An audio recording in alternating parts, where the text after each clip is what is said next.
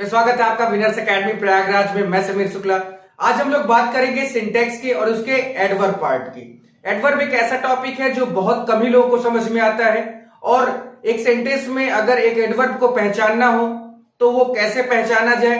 Teacher भी इतना interest नहीं लेते हैं, बच्चे तो लेते ही नहीं है। लेकिन आज की डेट के बाद, आज की क्लास के बाद आपका इंटरेस्ट एडवर्ब के लिए बहुत ज्यादा बढ़ जाएगा, क्योंकि क्लास इतनी बेहतरीन है। मैं आपको बताऊंगा कि अगर एक सेंटेंस लिखा है और उसमें फाइंड आउट करना है एडवर्ब, तो आप कैसे उस एडवर्ब को पहचानेंगे।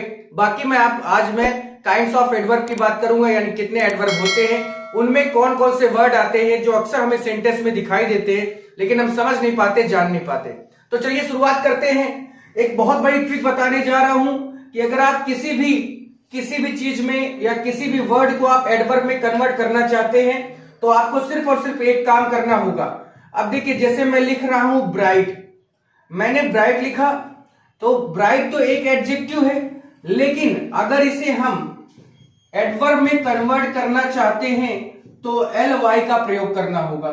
यानी अब आप इस चीज को समझ सकते हैं कि एल वाई लगते ही आपका जो एडजेक्टिव हो या कोई भी वर्ड है वो एडवर्ब में बदल जाता है। जैसे हम लोग देखते हैं ब्यूटीफुल, और जैसे ही हमने इसमें क्या किया, ब्यूटीफुली कर दिया, और जैसे एल वाई लगाया, ये ब्यूटीफुल जो एडजेक्टिव था अब वो कैसा बन गया, एडवर्ब बन गया।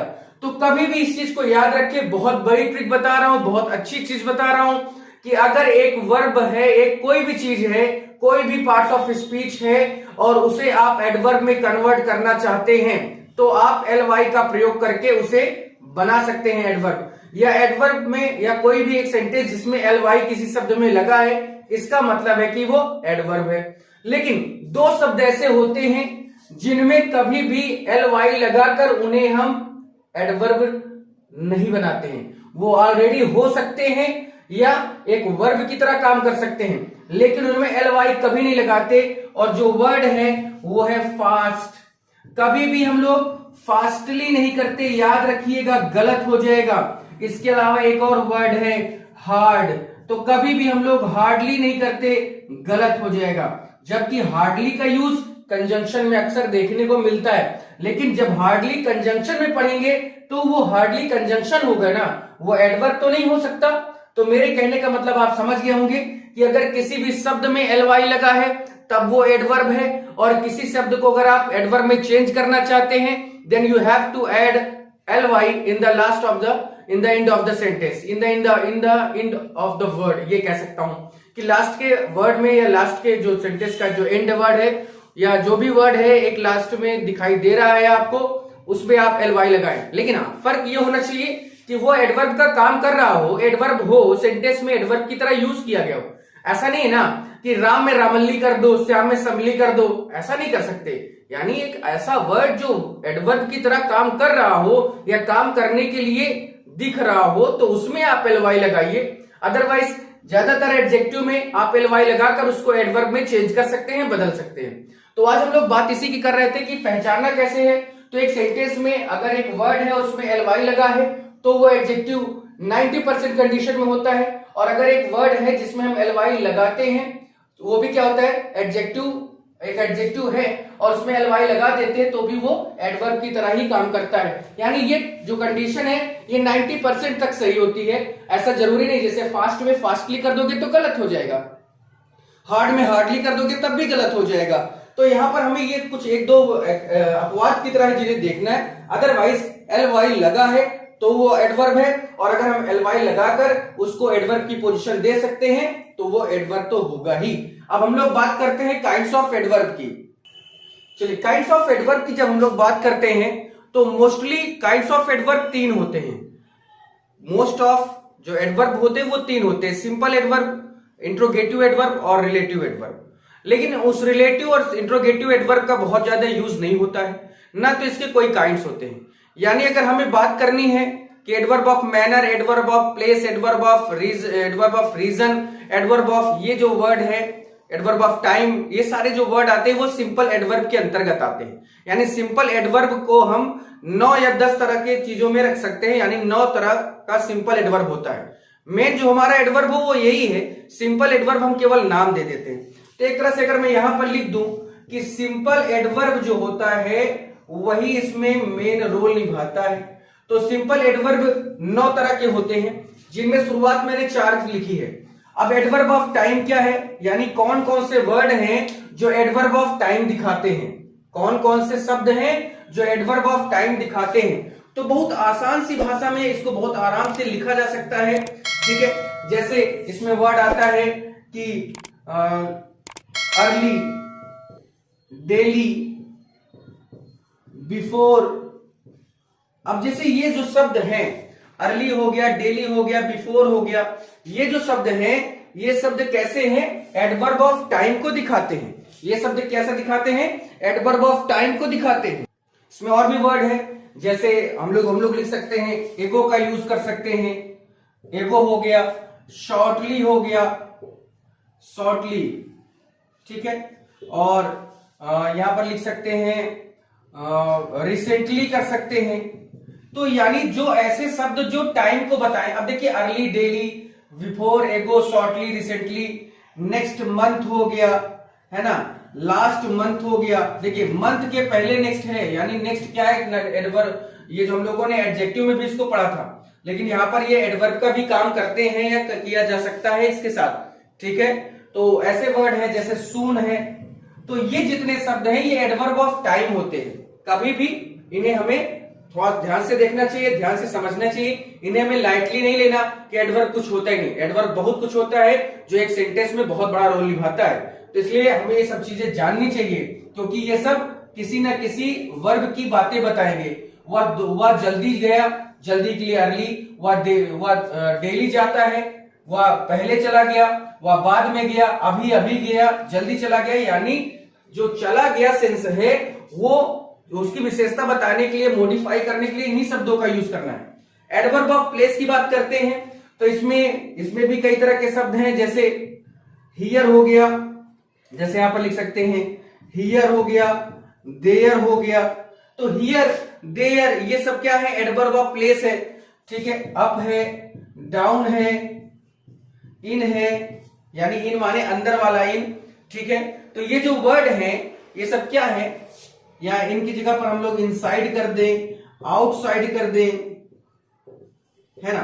तो ये जो शब्द है हियर, देयर, समवेयर, एनीवेयर, तो ये जो वर्ड है ना भाई, ये एडवर्ब ऑफ प्लेस कहलाते हैं। ये सब जानना चाहिए हमको। अगर आप अच्छा नॉलेज इंग्लिश में लेना चाहते हैं then you have to know all the things about adverb, verb. ये सारी चीजें जब हम लोग जानते हैं अच्छे से तो हमें किसी भी चीज का यूज करने में कोई दिक्कत नहीं होगी, समझ लेंगे हर चीज को।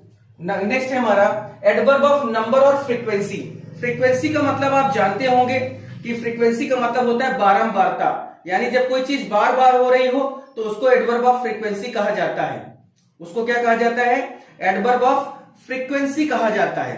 तो इसमें हम लोग क्या क्या लिख सकते हैं, जो चीजें बार बार हो रही हैं या जिन चीजों का बार बार यूज हो रहा है, तो एडवर्ब ऑफ फ्रीक्वेंसी के लिए क्या किया जा सकता है।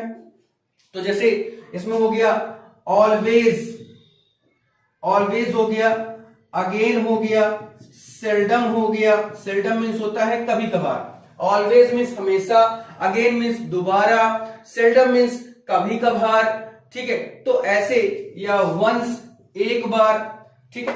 तो यहां पर जो फ्रीक्वेंसी की बात मैं कर रहा हूं वो इसी से रिलेटेड है कि फ्रीक्वेंसी का मतलब ही क्या होता है, बार बार। तो भैया जब बार बार कोई चीज हो रही है तो उसके लिए हमें यही यूज करना है, ठीक है। इसमें भी कोई दिक्कत आपको नहीं होगी, या मेनी कर सकते हैं, ठीक है। यहां पर ये समझ में आया।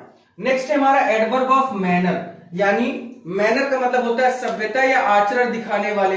तो एडवर्ब ऑफ मैनर में क्या होता है, जैसे क्लियरली, क्लियरली, फास्ट, हार्ड, ये सब क्या है, ये तीनों वर्ड क्या होते हैं, एडवर्ब ऑफ मैनर कहलाते हैं। इन्हें क्या कहा जाता है, एडवर्ब ऑफ मैनर।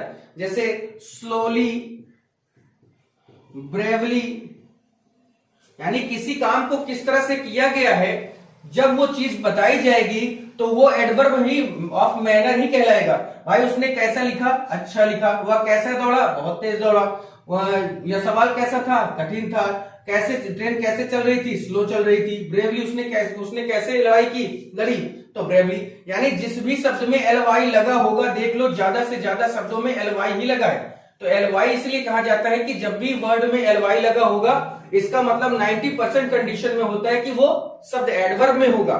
ठीक है, तो इस तरह के वर्ड हमें जानने चाहिए। ये सारे वर्ड हमारे सामने खूब आते हैं लेकिन हम लोग जानते नहीं है कि एग्जैक्टली ये वर्ड किस पार्ट ऑफ स्पीच से लिए गए हैं। तो आज की डेट से ये प्रॉब्लम आपकी क्लियर हो जानी चाहिए।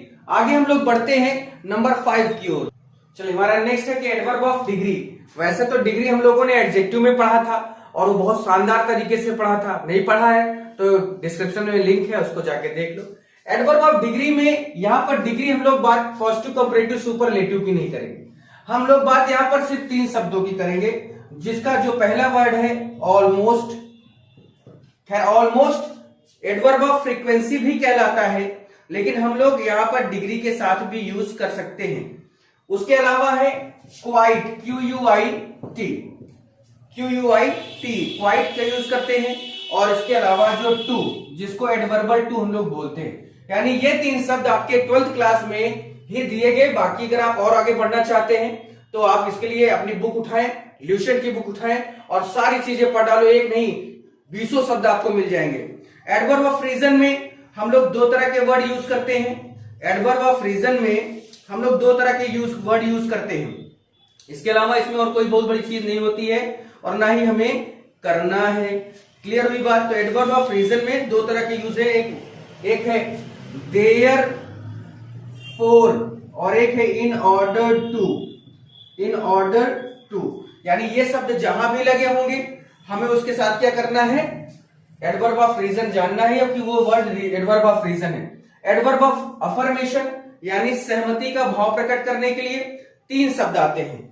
ठीक है, यस, ठीक है, पहला वर्ड है यस, दूसरा वर्ड है सर्टेनली और तीसरा वर्ड है क्लियरली। ठीक है, यस हो गया, सर्टेनली हो गया और श्योरली हो गया। यहां पर क्लियरली की जगह, क्योंकि क्लियरली तो एडवर्ब ऑफ वो था, क्या कहते हैं, इससे पहले हम लोगों ने जो पढ़ा एडवर्ब ऑफ, तो ये क्या है आपका श्योरली। ठीक, तो जहां पर एडवर्ब ऑफ मैनर था हमारा क्लियरली, तो यस और सर्टेनली और श्योरली ये एडवर्ब ऑफ अफर्मेशन यानी सहमति का भाव प्रकट करने के लिए आते हैं।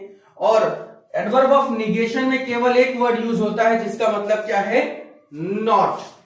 नो एक एडजेक्टिव होता है, नॉट एक एडवर्ब होता है। और मैंने नो वर्सेस नॉट का वीडियो और टू मच, मच टू का वीडियो, ये सारे वीडियो मैंने ऑलरेडी 2 महीने 3 महीने पहले बना दिए हैं, बता दिए हैं। आप जाइए उसको देखिए, बहुत इंटरेस्टिंग वो सब चीजें हैं। आपको इस तरह आसानी से या इतनी आसानी से ये चीजें नहीं मिल सकती हैं, क्योंकि कोई भी मैं देखता हूं, मैंने कई चैनल को देखा है जो सिंटेक्स के वर्ब और एडवर्ब की बात ही नहीं कर रहे हैं। तो यहां पर आपको वो मौका मिल रहा है, आप उसका फायदा उठाओ बाबू। ठीक है, कोई भी दिक्कत नहीं होने दूंगा, ये मेरा आपसे वादा है। जो कहेंगे, जैसा कहेंगे वैसा वीडियो बनेगा।